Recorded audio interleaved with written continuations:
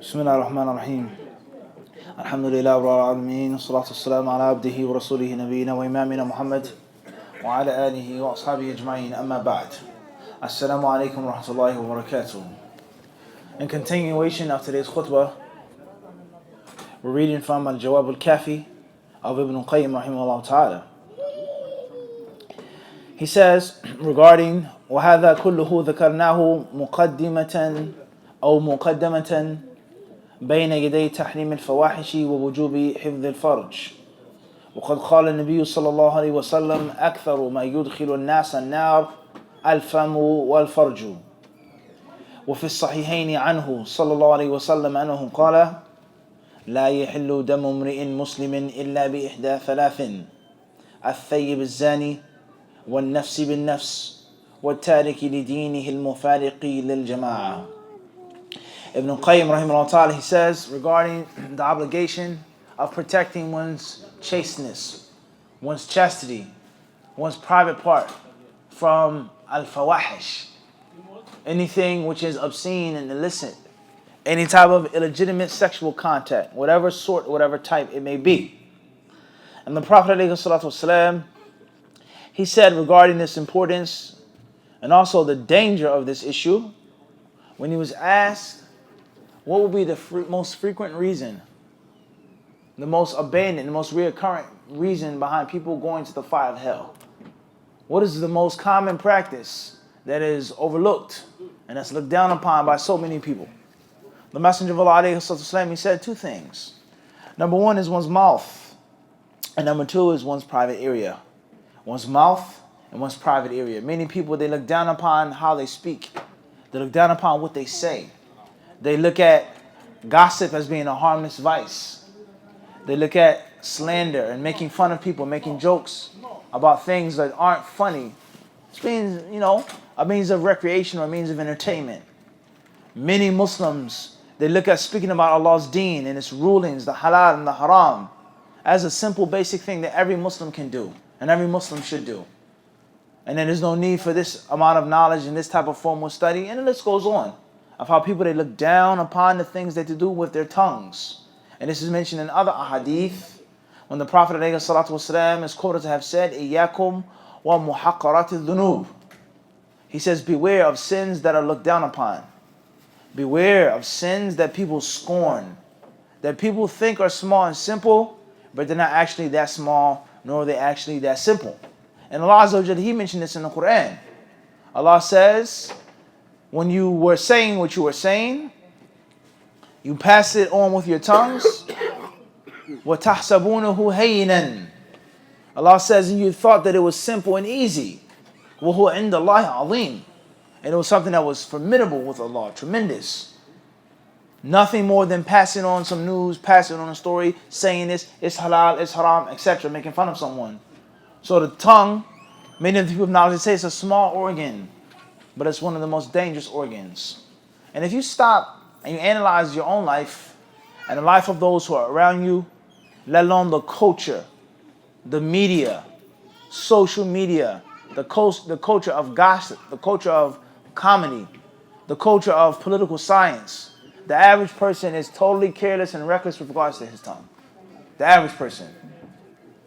The average person, he doesn't give a great amount of thought towards that which he says. He doesn't think what before or what? He says what he has to say. So this is something which is a very, very, very, very, very serious issue. Secondly, he says, is the farj, is the private area, one's sexual desires, what people do just for sex, and how people worship sex, especially in the modern culture today, in which everything from toothpaste to tomato paste to car insurance, any aspect or facet of life is connected to some type of sex symbol. It's connected to some type of fahisha, some type of woman uncovered, some type of man uncovered. You want to buy some t-shirt and some underwear, you have to look at people that are half naked. A cartoon that your child is watching, they promote nudity. They promote cross-dressing. And many people, they say that this is a modern LGBTQ movement. No, it's old. If you look at the old cartoons, Bugs Bunny and Yosemite Sam and Elmer Fudd, many of these people you're finding, they put on dresses and a wig as well. Muppet babies dress up like a female. It's not new. Obviously, the gear was shifted tremendously in the modern age. They turned it up. But the fundamental seeds were laid from a very long time ago. You'd be shocked when you read the history of cross-dressing in America.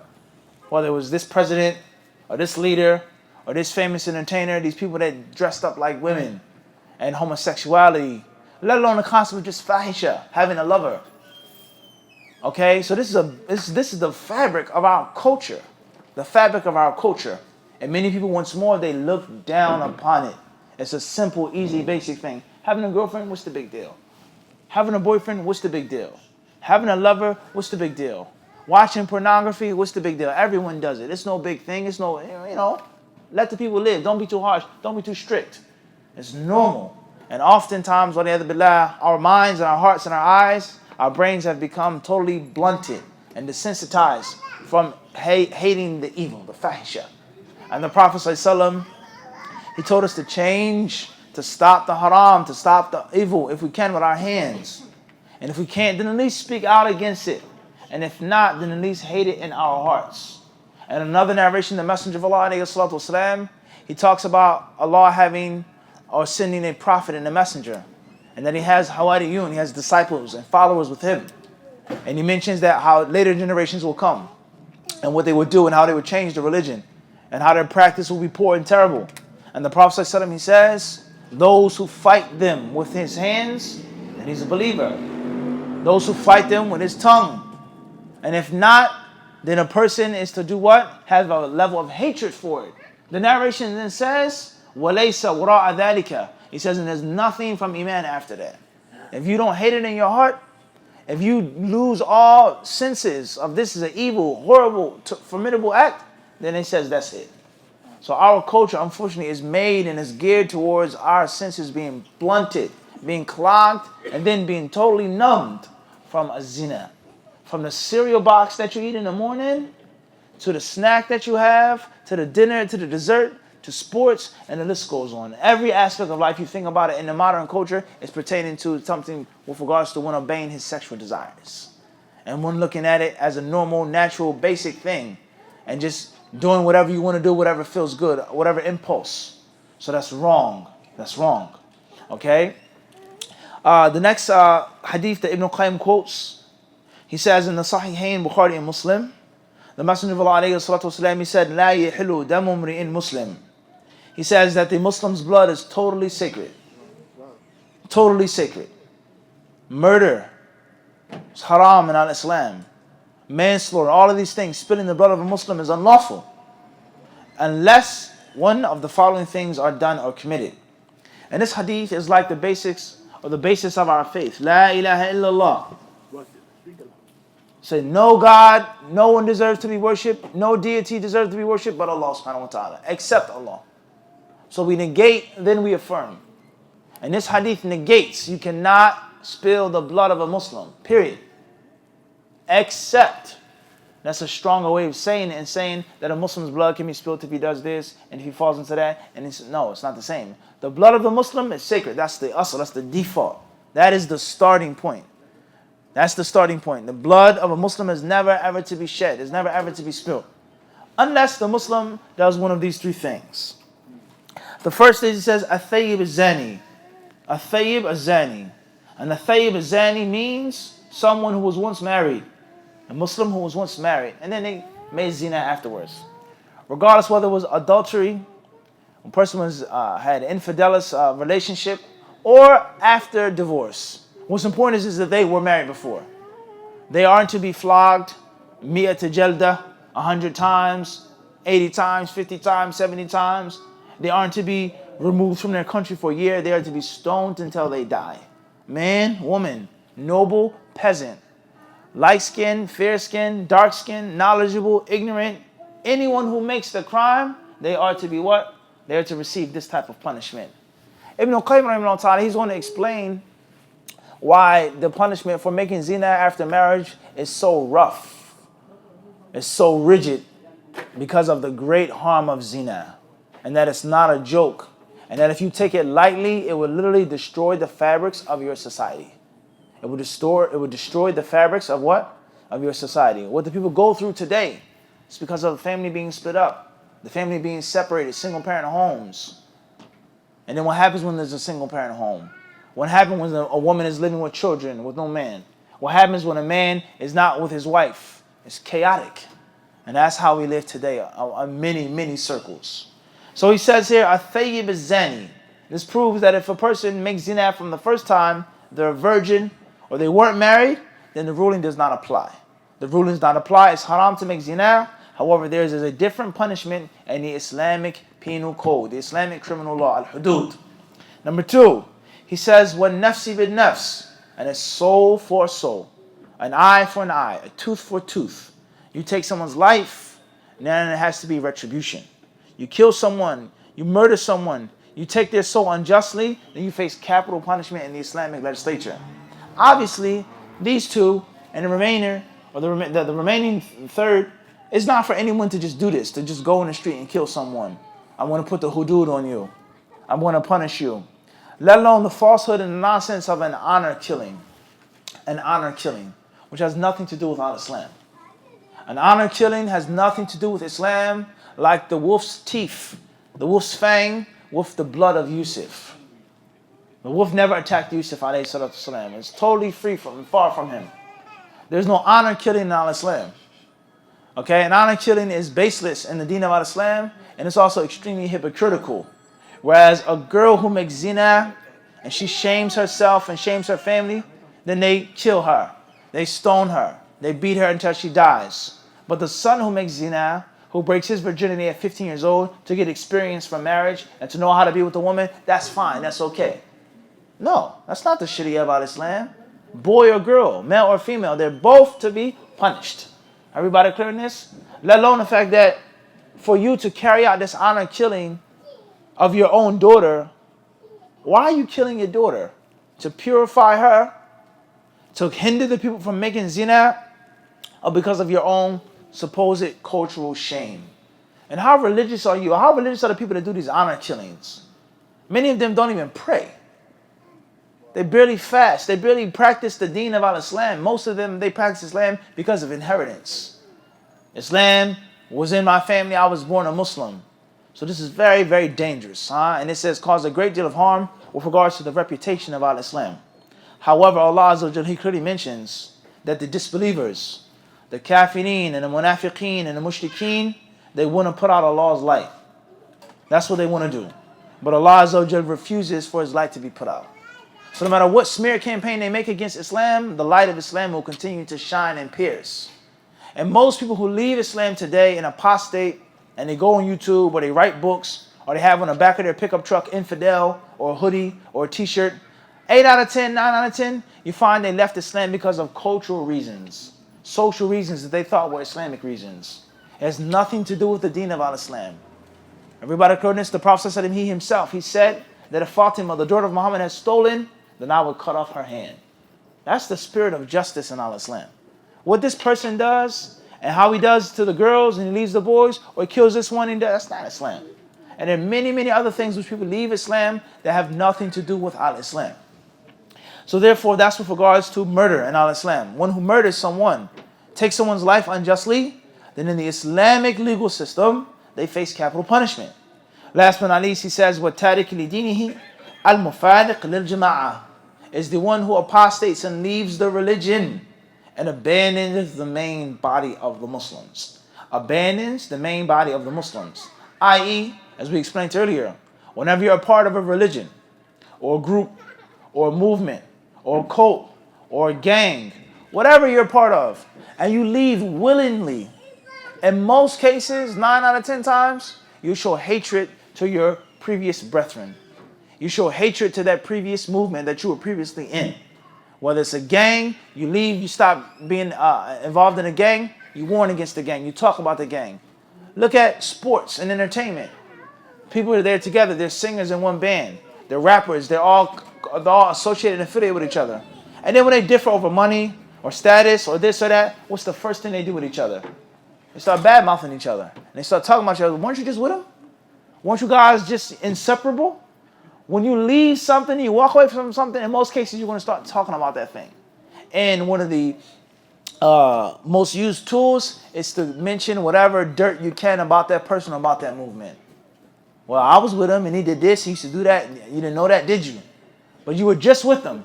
Even deeper than in Al-Islam, when a man and a woman become divorced, in most cases, what does a woman start doing about her ex-husband? She start telling his secrets and try to expose him and embarrass him and say, you were married to him for 10, 15 years. You had all of these children, you were together. He was the best person and now he's the worst person. This is oftentimes the nature of the human being.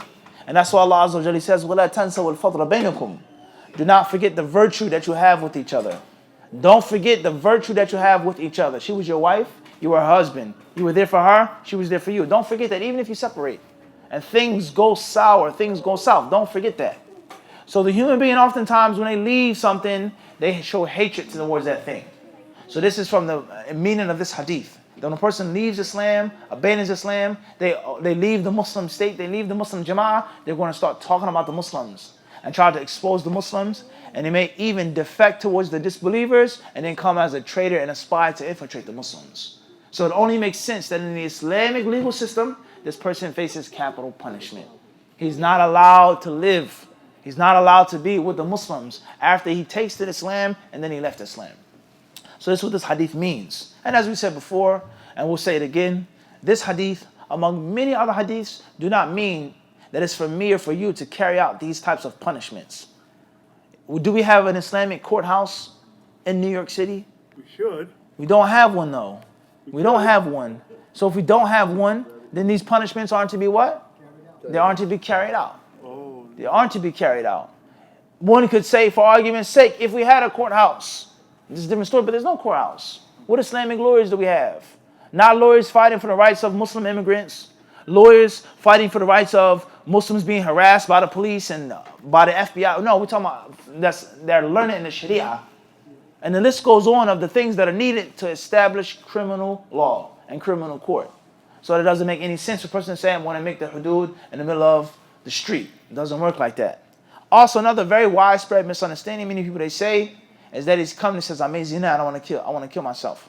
Or I want to put the hudud on myself. They says, can I travel overseas? I want to go overseas and I want them to kill me because I did this. No, that's not the meaning of the hudud. The hudud are not there to dig into the people's personal private lives. That's not the wisdom of the criminal law in Al-Islam and the Sharia. The hudud, from the wisdoms of the hudud, is to deter and to inhibit the people looking down upon these things and doing them publicly and openly, in which the religion is disrespected. Drinking, fornicating, abuse, robbery, theft, thievery, etc. As far as if you do it in the comfort of your own home and you're away from the people and no one knows about it, that's not the intention of the had.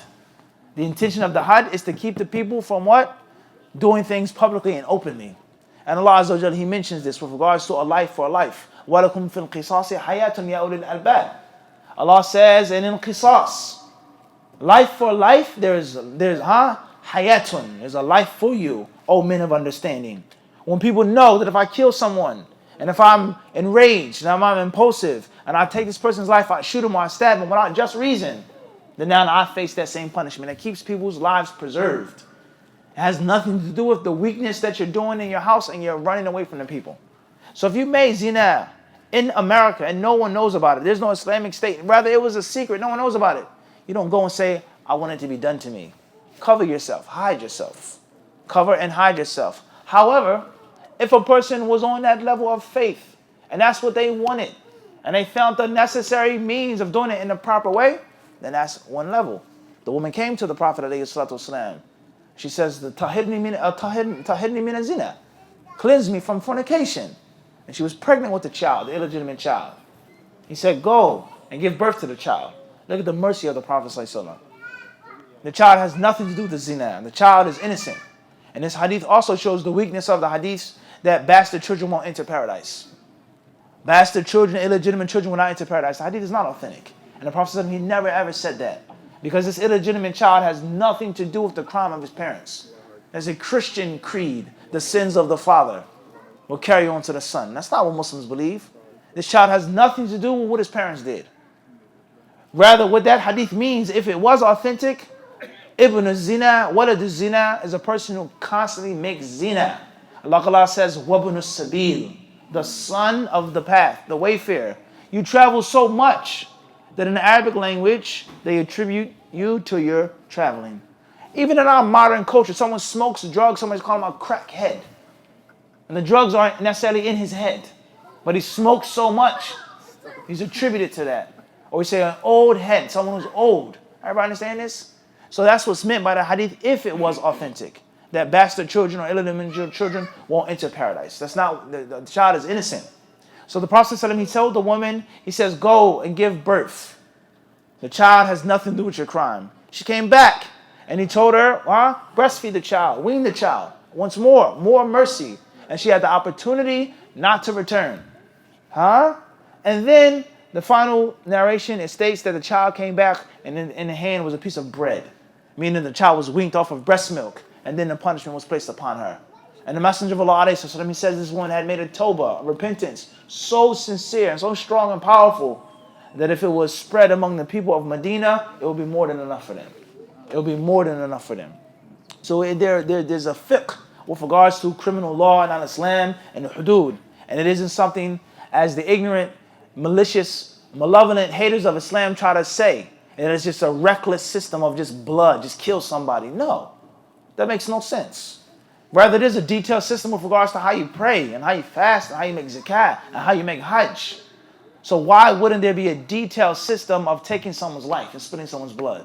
That doesn't add up. That doesn't make sense. Nothing in Islam is reckless. Nothing in Islam is reckless. Everything in Islam is precise, is organized, is well planned out and thought out with regards to its execution by the Muslim.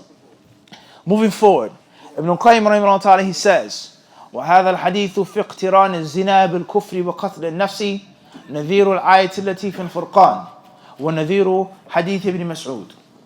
He says here that this hadith that links zina with murder, it mentions them in one sentence, is very similar to the ayah in Surah Al-Furqan.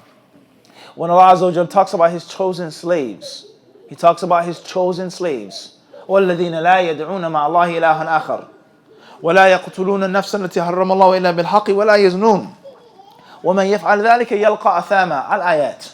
Allah says, He's praising, He says, and those who don't invoke along with Allah another deity, they don't make shirk, praising them, lauding them, nor do they kill, nor do they make murder and take the soul unjustly, ولا يزنون, nor do they make zina. So Allah Azza wa Jal, He mentions zina and murder in one what? Sentence, to show that they are connected and that even if one is worse than the other, they share a general amount of ugliness.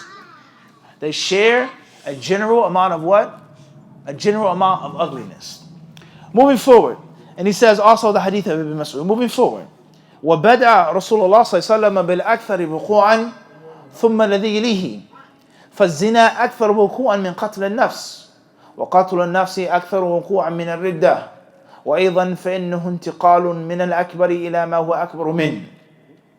Now Ibn Qayyim rahimahullah ta'ala, he speaks on the prophetic style in this hadith. The prophetic style. He says, first and foremost, the Messenger of Allah sallallahu alaihi wasallam, he mentioned that which is most frequent, that which is most common, that which happens more often, and that's zina. He says people commit fornication and adultery more than they commit murder. More than they make what? Murder. If you made a survey or a census, how many times or how many people in this room or in this workplace have cheated on their wives? A good amount of men will raise their hand. Or if they had to take a lie detector test, even if they didn't want to admit it willingly. How many women have cheated on their husbands before? Many women would have to admit to that for one reason or another. But if you said, how many people have made murder? A few brothers may raise their hands. A few sisters may raise their hands. Depending on where you are, your background, before you were Muslim, you didn't know the true Islam, whatever the case may be. Many people have killed, whether it was just or unjust. But it's not the amount of what? Zina. The average person, when do they lose their virginity in America today? Allah, 12, 13, 14. Some people 15, 16, some people later than that. But a general age. When's the average person that someone kills and someone takes the life of another man? It's not as common unless a person is in a real bad situation in which they had no choice but to kill, or unfortunately they were taught the sunnah of killing at a young age. 14 years old, playing with guns. You have guns like toys. 14, 15, 16. This is the urban inner city culture, the gunslinging culture of having guns like playthings. Many people, they kill themselves or kill others by accident, let alone actual pointing a weapon at someone and taking their life. He says, so people, they make zina more than they make murder. And people make murder more than they apostate. So the Prophet ﷺ, first and foremost, he started with the most frequent thing. And then he started off with lesser to greater. So this is how the Prophet ﷺ spoke oftentimes. وَمَفْسَدَةُ الزِّنَا مُنَاقِضَةٌ لِصَلَاحِ الْعَالَمِ. He says, and the harm of zina, the problem of zina, the vice, the scourge of zina, is something that goes against the basic wisdom of the world as we know it. The world as we know, the order that's supposed to be in the world today, a zina, it goes against it. It breaks down the fabric of the world. فإن المرأة إذا زنت أدخلت العار على أهلها وزوجها وأقاربها ونكست رؤوسهم بين الناس. The first proof for this, or the first example of this, he starts off with the woman. He says, the woman who makes zina, she brings disgrace and shame to herself. She brings dishonor and stain and tarnish to her family, to her relatives, and to her husbands. So stop the tape right now. What happens when there's shame and dishonor? Now the relationships between the people are now what? Severed. Mother and daughter. Father and daughter. He doesn't want to speak to his daughter no more because of what she did and how she shamed herself and shamed him. Husband and wife. Neighbor. This, that. Mother, daughter. The fabric of the family unit is now what? Not broken, shattered because of the zina. And this is why it's not an accident, it's a clear program, is that many people, they focused on this. They focused on destroying family values and destroying the family structure from a very long time ago, and it's up until now. They instituted the concept of take a woman from her man, take a husband from his wife, make zina, do this, forcing people, encouraging people to breed. And that led the culture of single-parent homes. Everybody understand this? Single-parent homes. And we see the effects of this to this day. Drugs, crime. How many young kids are wasted? They're not bad children. They're not bad teenagers, but they don't have no father. Or they don't have no male role model. Or my male role model were the pimps on the corner. Or the Vietnam vets. Or the heroin dealers. Or in the 80s, the kingpins. With the exotic European cars and the gold ropes and this and that. Those were my role models. They taught me how to be a man. They taught me what to do and how to live. And it's going to carry on, and the cycle carries and continues to this day, unfortunately. And this is all from, or much of this is from zina. It's from zina. The family structure is broken up. Ibn Qayyim, he then says, and they have to put their heads down when they're among the people. They're shamed. They're embarrassed. وَإِنْ حَمَلَتْ مِنَ الزِّنَا فَانْقَتَلَتْ وَلَدَهَا جَمَعَتْ بَيْنَ الزِّنَا وَالْقَتْلِ.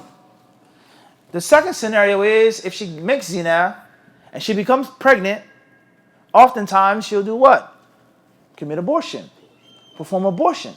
And if she makes abortion, now she has a second sin, and that's murder. So it's even worse now. She's stuck between a rock and a hard place. Keep the baby, and there's shame and dishonor. Get rid of the baby, and now you've made murder. You've taken someone's soul. And obviously, that's a major problem. And once again, it shows how zina and murder are what? They're related. Ibn Qayyim, he then says, وَإِنْ حَمَّلَتْهُ الزَّوْجِ أَدْخَلَتْ عَلَىٰ أَهْلِهِ وَأَهْلِهَا أَجْنَبِيًّا لَيْسَ مِنْهُمْ فَوَرِثَهُمْ وَلَيْسَ مِنْهُمْ وَرَآهُمْ وَخَلَا بِهِمْ وَانْتَسَبَ إِلَيْهِمْ وَلَيْسَ مِنْهُمْ.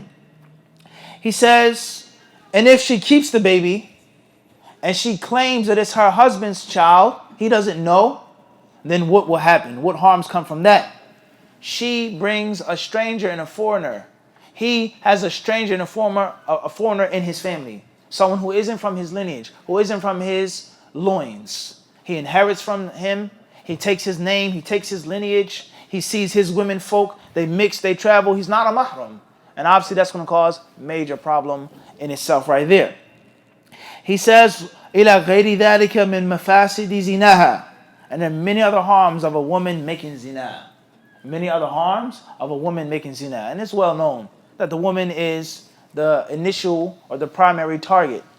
Destroy the woman, you destroy the family. Destroy the family, you destroy a household. Destroy a household, you destroy a community. You destroy a community, you destroy a society. You destroy a society, you destroy a race, etc. That's well known. Ibn Qayyim then says, rahimahullah ta'ala, وَأَمَّا زِنَا الرَّجُلِ فَإِنَّهُ يُوجِبُ اخْتِلَاطَ الْأَنْسَابِ أَيْضًا.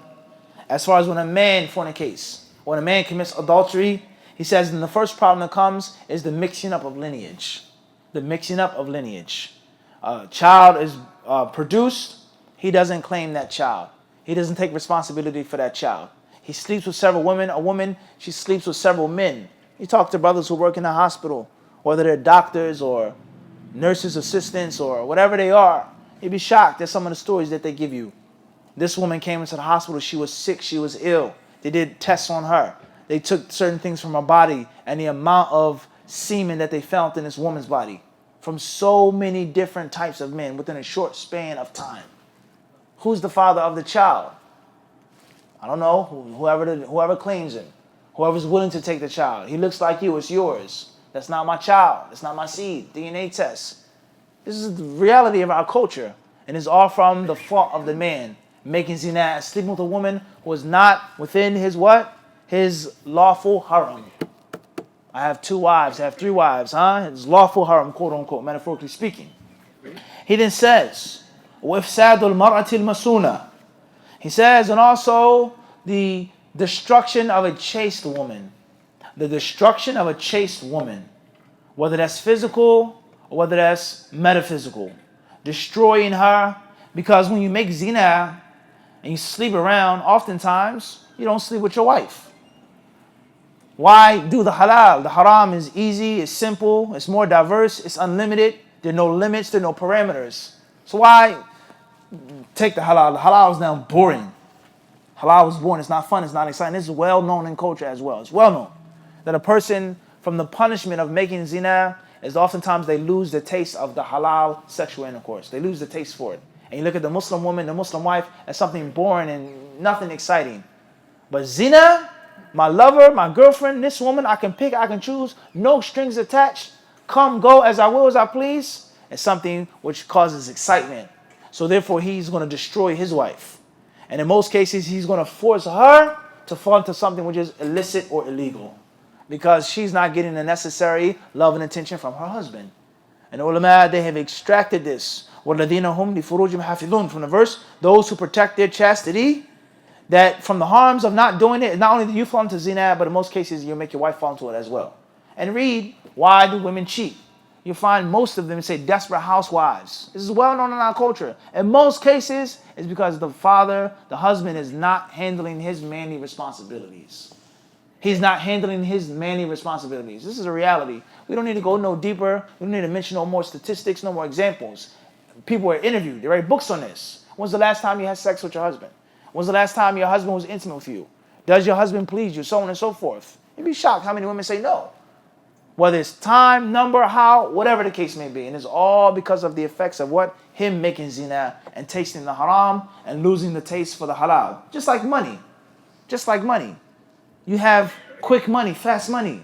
Whatever the quick money and fast money is, through robbing people, selling drugs, embezzling money, credit card scams, whatever it is, whatever it may be. It's not just about the inner urban city, white collar, blue collar, whatever collar it is.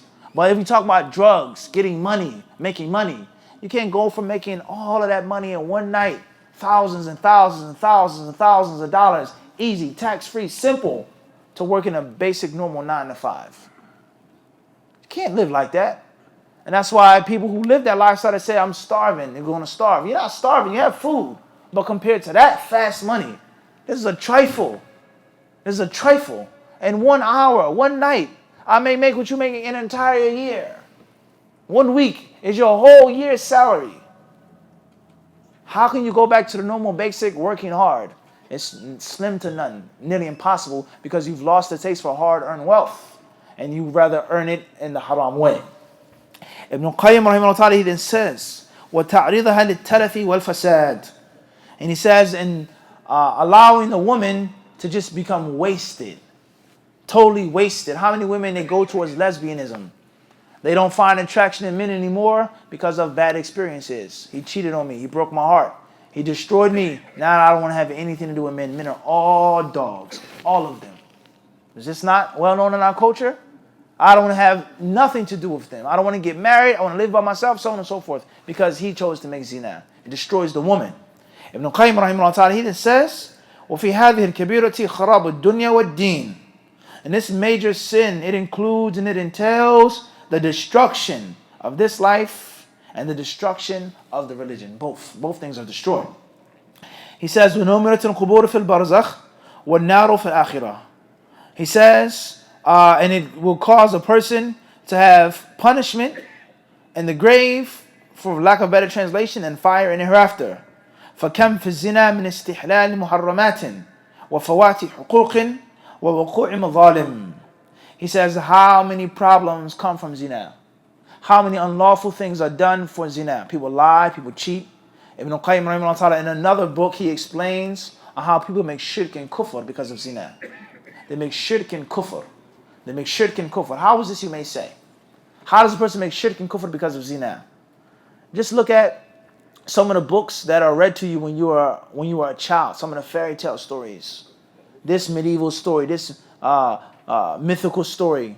This person who wanted this princess and this beautiful woman, the fairest in the land. And she didn't want him.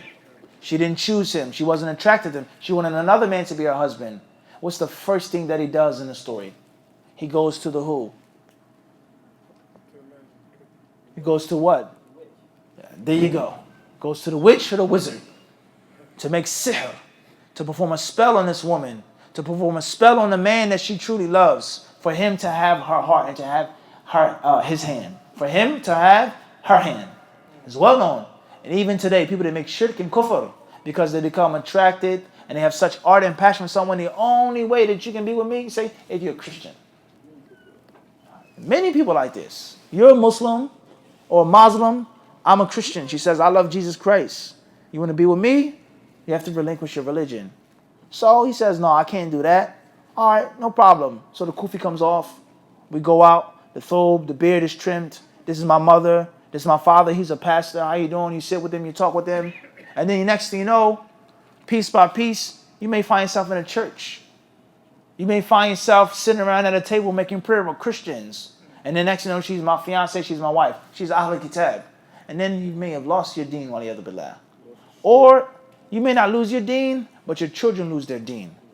And ulama of Islam, they say that it's unlawful for a man to marry a Jewish or Christian woman unless he has total control over the direction of the children. That is a condition for it to be permissible to marry a Jewish or Christian woman who's chaste, is that it has to be known that the children will be raised and brought up as Muslims. So let's ask ourselves a question. How is that applicable in 2018? Brothers who have Christian wives. She works. Is she an obedient wife? What do you mean obedient? It's an extremely harsh word in today's society. Obedient. What am I, a slave? Obey your husband. What is this? I don't have to ask you permission to leave the house. I don't have to ask you permission to bring someone to the house. I pay for the house. It's my house. It's my car. It's this and it's that. So what control are you going to have over the children? Well, they can grow up as they want to. If they want to be Christian, they want to be Muslim, they want to be a mixture, hey, I can't make that decision. It cannot be like that. And you can only marry a woman who's a Jew or a Christian. She has to be chaste, first and foremost. She can't be a whore. She has to be chaste. And it has to be known that you are the dominant maintainer and imam of this household. If you want to be my wife, I'll treat you kindly. You want to be a Muslim, alhamdulillah, you want to be a Christian, that's fine. Our way, our values, our creed is totally respected and obeyed. And my children are not to be taught about a church. They're not to be taught about Jesus Christ dying on pieces of wood. They're taught Islam. His name is Abdurrahman. His mother is a Christian, but he's Abdurrahman and he's a Muslim. And if that isn't the case, then it's unlawful for you to marry that woman like that. So let's ask, is that even plausible today? The strength of the Muslim men, Abu Sa'id, is that plausible? The strength of the average Muslim man, the financial independence and stability of the average Muslim man, it's almost non-existent. It's almost non-existent, let alone what type of woman she's going to be. So there's a very, very serious issue here with regards to unlawful things, and with regards to shirk and kufr being performed and committed because of zina. And in most cases, and Allah knows best, I can't say every case, but I can say most cases, when a Muslim man marries a non-Muslim woman, in most cases they were making zina before. They had a relationship beforehand, and he was too weak to walk away from her. He was too weak to cut off the relationship. She's a good woman, she has good in her, so let's get married. Very seldom will you find a Muslim man who marries a non-Muslim woman from the beginning like a Muslim woman without zina. Very seldom. Very seldom. Everybody clear on this or not? So this is all from the consequences of a zina. He says, وَفَوَاتِ حُقُوق. He says in the rights of people being lost, being neglected, and being abandoned. Whether it's the rights of the woman, the rights of the children, the rights of the parents, as we just explained. He says, وَوُقُوعِ مَظَالِمٍ, and all types of wrong, all types of oppression. You go to the family court, the civil court, child support. They take all of his money, everything that he earns. They strip him of his passport. He owes money backed up in child support. He pays the money. He this, and it's a total mess. Because of what? Because of zina. You have children before Islam. You have to pay this money. You have to fight, custody battle, and the list never ever stops. Because of dhulm is all from the fruits of zina. Ibn Qayyim, he then says, وَمِنْ خَاصِيَتِهِ أَنَّهُ يُوجِبُ الْفَقْرِ وَيُقَصِّرُ الْعُمْرِ وَيَكْسُو صَاحِبَهُ سَوَادَ الْوَجْهِ وَالثَّوْبَ الْمَقْتِ بَيْنَ النَّاسِ.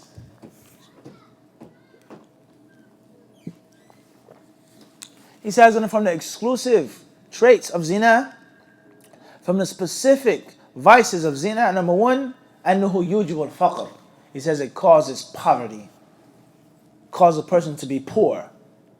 Tangibly poor, or poor in the heart, poor in the soul, poor in the mind, or both. Or both. A zina comes from a person not having control over him or herself.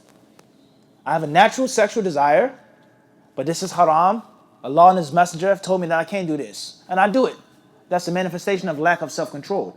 The moment you don't have self-control in anything, especially sex, you now become a slave of your desires. You're now locked up and you're in prison off of your lusts. So therefore, you, without a question, are extremely poor. You're weak. You can't even control yourself. Your private area steers you, and it makes the direction in which you walk. Or financial poverty as well, with regards to spending on prostitution, traveling to do this, buying, trying to impress this one, and the list goes on. You get married to this fornicating woman, or you whatever you want to do, the parties that you have to throw, the jewelry, the gifts, and the list goes on. Poverty that comes from zina. He then says here, and it makes a person's life shorter. It makes his lifespan shorter. What is the explanation and the depth of that? We won't even get into that right now. And it causes a person to have blackness of the face. He says darkness of the face, no light, no illumination in his face whatsoever. There's no nur upon the fornicator. And the fornicatress, وَثَوْبَ الْمَقْتِ بَيْنَ النَّاسِ. And there's hatred among the people that look down upon this person. They don't respect him. Unless you live in a society in which everyone makes zina. And it's a normal, basic thing like drinking a cup of water. And oftentimes, that's how our society is now. And that's very, very, very scary. وَمِنْ خَاصِيَتِهِ أَيْضًا أَنَّهُ يُشَتِّتُ الْقَلْبِ وَيُمْرِضُهُ إِلَّمْ يُمِتْهُ. Another of its special punishments is that it causes one's heart to be severed and shattered all over the place. He has no decisive direction in life. What he wants to do, where he wants to go, what he wants to be. And it also causes disease and sickness of the heart if it doesn't totally strangle the heart, suffocate the heart, kill it. وَيَجْلِبُ الْهَمَّ وَالْحَزَنَ وَالْخَوْفِ. And it causes a person to be sad, to be depressed, and to always be down and sad and blue. وَيُبَاعِدُ صَاحِبُهُ مِنَ الْمَلَكِ. And it removes you from the angels. Angels don't like you to make zina. Angels never disobey Allah subhanahu wa ta'ala. They made from light. They don't like you going towards these haram acts. So the special angels and the extra angels, they don't approach you. They don't go near you. And last but not least, he says, وَيُقَرِّبُ مِنْهُ الشَّيْطَانِ. And it causes a person to be close to Satan, to be close to the devil, because he's fond of zina.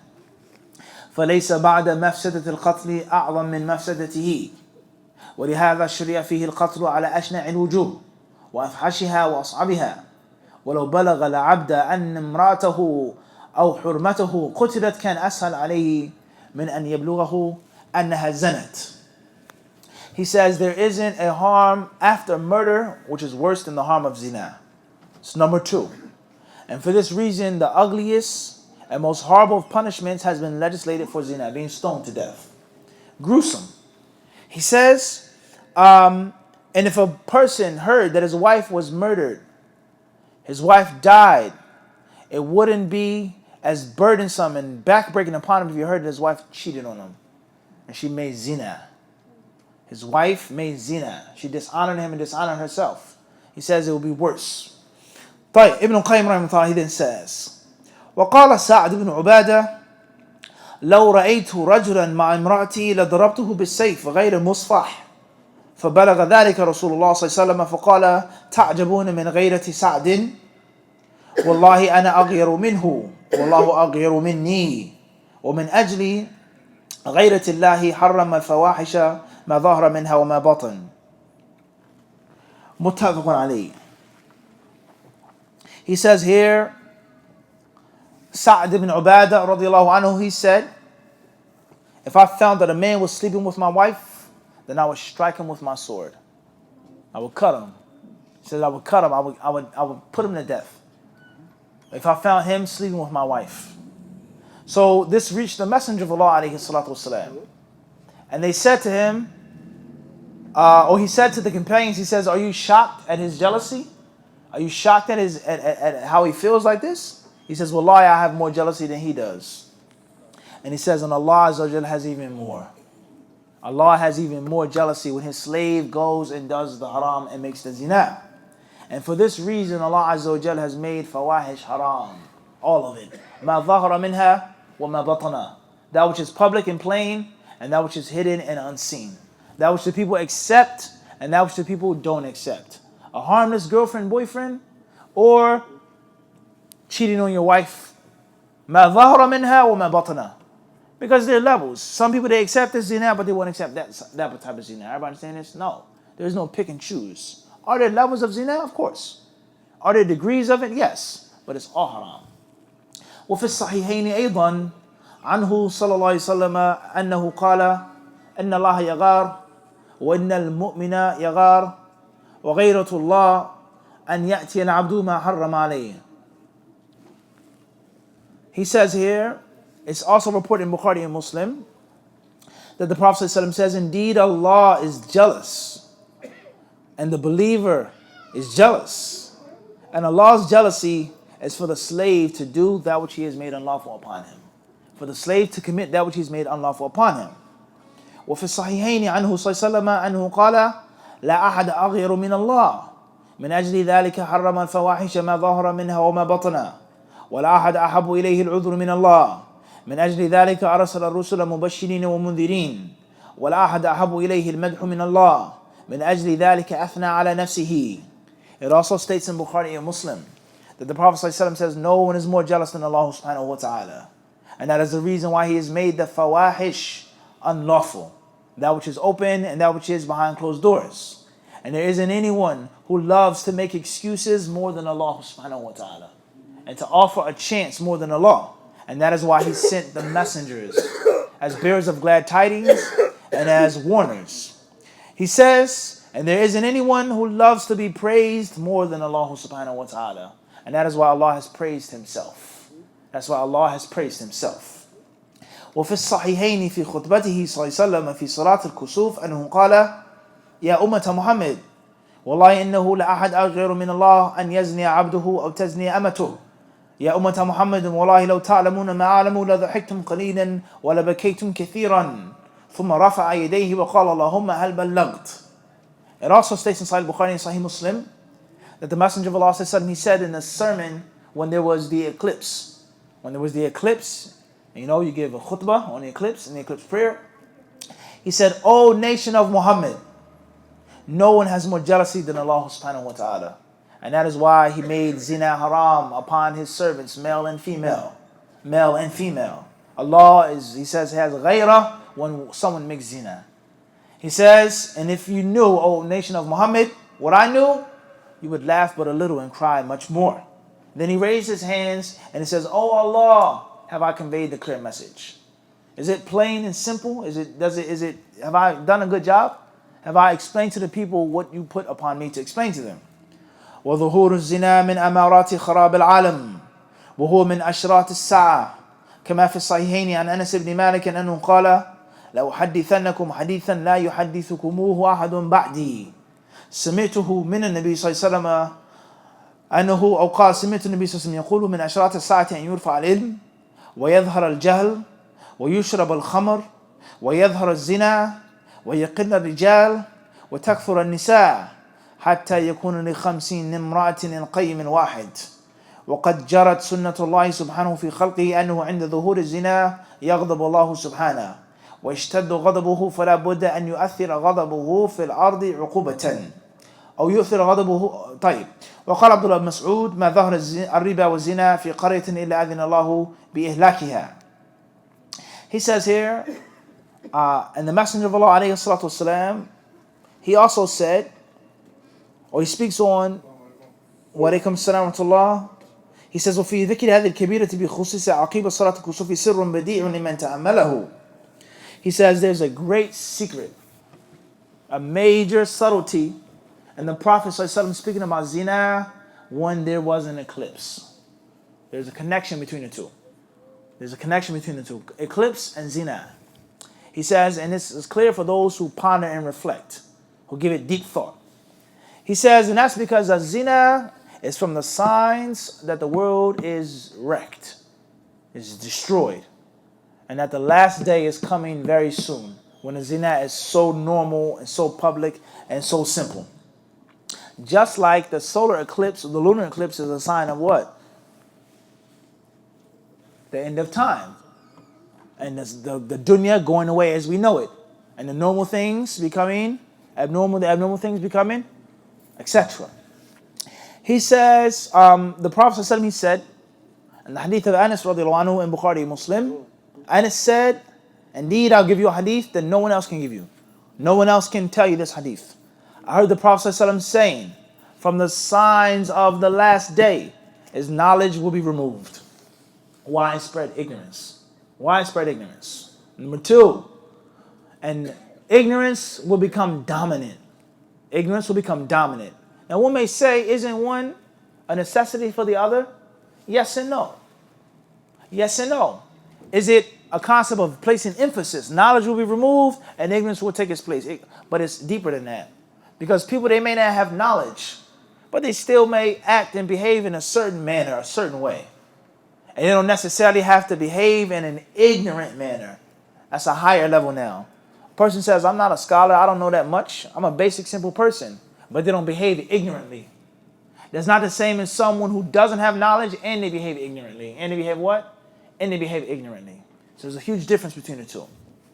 He says here, number 3, and there will be mass consumption of alcohol. People will drink, drink, and drink. Number 4, and zina will become prevalent. Number 5, and men will become few in number. Men will become few in number. And there will be so many women that one man will be responsible for 50 women. One man will be responsible for 50 women. So he says here that Allah Azza wa Jall's sunnah, Allah's way concerning his created slaves, is that whenever there's zina in abundance, Allah becomes angry. And his anger becomes severe. And whenever his anger is severe, then that has to mean that there's going to be punishment. There's going to be punishment on earth. When Allah Azza wa Jalla becomes very angry, there's going to be some type of punishment for the inhabitants of the earth. Khairan inshallah. Then Ibn Qayyim rahimahullah, he explains this issue with regards to the hudud and some of the special traits and characteristics of a zina with regards to the hudud. Perhaps what we've mentioned is sufficient for those whom Allah Azza wa Jalla has blessed.